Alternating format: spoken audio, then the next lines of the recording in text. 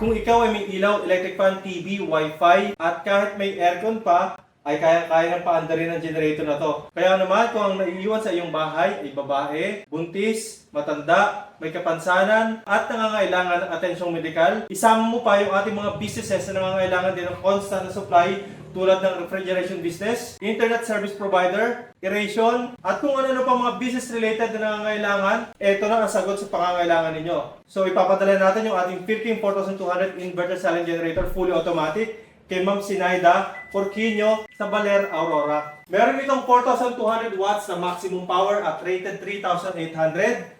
Yung ATS naman natin ay may 60 amperes na capacity. Kaya naman perfect na perfect ito sa isang regular Filipino household. Napakabilis ng switching ng kanyang ATS dahil ito ay contactor type. Guys, meron nga pala tayong update sa ating digital display or yung ating IntelliGauge. O, pakita ko sa inyo kung ano yon. So, i-start muna natin.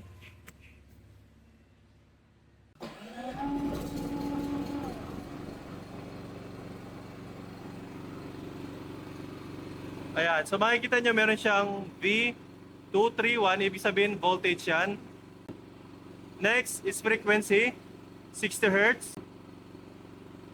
Ito naman yung kanyang odometer. So pwede na yan yung 9,999 running hours.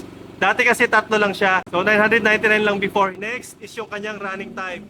So dito yung minutes, ito naman yung hours. Makikita mo na yung actual na tinakbo niya within the day na ginamit mo siya. So, tulad na nga nito, so hindi pa siya nakakaisang oras, pero kapag lumipat yung dot na yan dito, magiging minuto na siya. So 2 minutes running na yung ating generator, tulad yan. Ang galing, di ba? So patayin na natin to. At para sa inyong mga orders, comments, and suggestions, si Marky mag-text to mga sa aming cellphone number na mag-flash din sa screen. Bisitahin ang aming Facebook, YouTube, and TikTok for more videos. Maraming salamat mga ka-Best Buys. Mag-ingat po tayo palagi. God bless po.